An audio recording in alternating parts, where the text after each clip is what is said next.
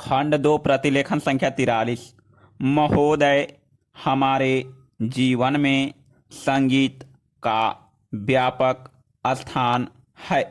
भारतवासियों को अपने प्राचीन युग से अथवा अपने पूर्वजों से शास्त्रीय संगीत के रूप में एक बहुमूल्य निधि मिली है।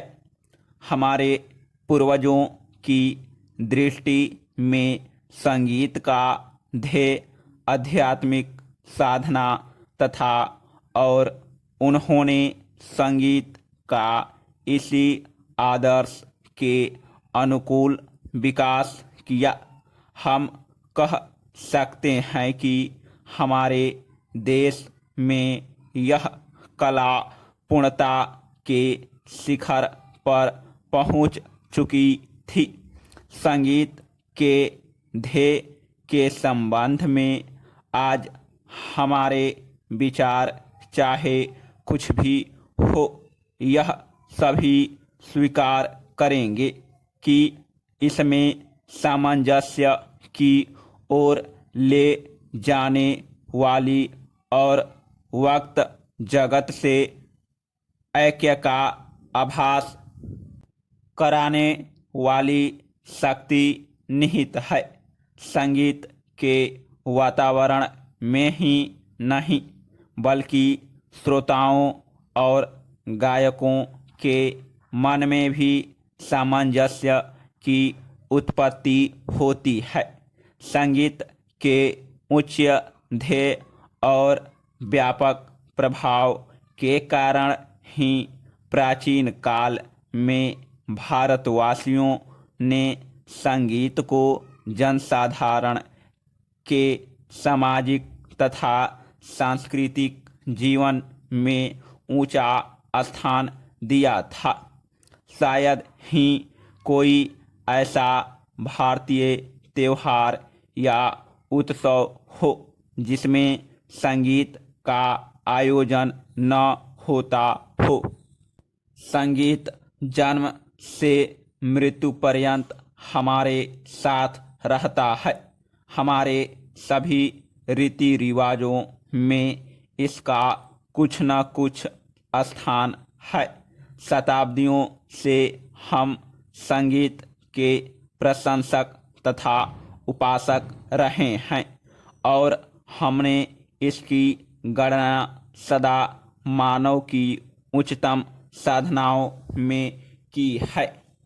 काल के प्रभाव से हम लोगों की रुचि में काफ़ी परिवर्तन हुआ, परंतु शास्त्रीय संगीत उसी प्रकार बना रहा और उसमें कोई विशेष और मौलिक परिवर्तन नहीं हुआ।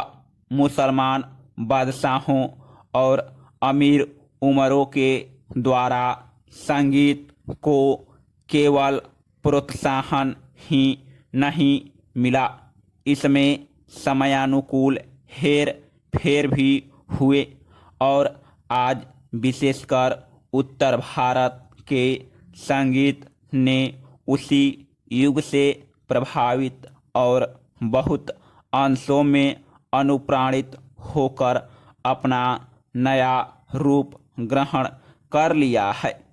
पर जो भी हेर फेर हुए वे हैं ऊपरी पोशाक मात्र ही।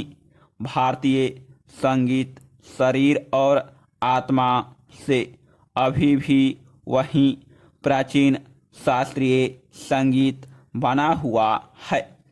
ऐसी आशा की जाती है कि इसमें अभी भी इतनी शक्ति है कि यह अपने को एक बार फिर आधुनिक वातावरण के अनुकूल बना लेगा। प्राचीन संगीत कला भारतीय राजवाड़ों के दरबारों में अनेक आश्रय से पनपती रही।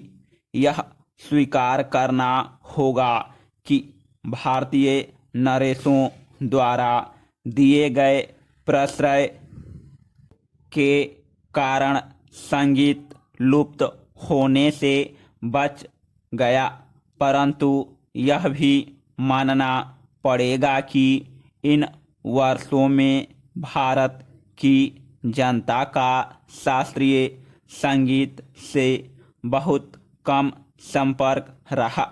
अतः जनता और हमारे परंपरागत सर्वश्रेष्ठ संगीत के बीच एक खाई पैदा हो गई।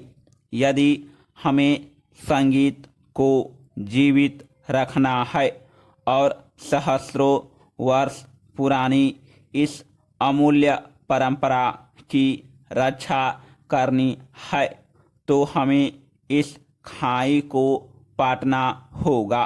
यदि यह आवश्यक हो तो शास्त्रीय संगीत में ऐसे संशोधन करने में कोई बुराई नहीं जिनके फलस्वरूप यह लोकप्रिय बन सके। इसके साथ ही जनसाधारण को भी शिक्षित करने की आवश्यकता है, जिससे उनकी रुचि अधिक परिष्कृत हो सके और वे शास्त्रीय संगीत का आनंद उठा सके। भारत गणराज्य में नरेशों अथवा राजवाड़ों का अच्छा स्थान है।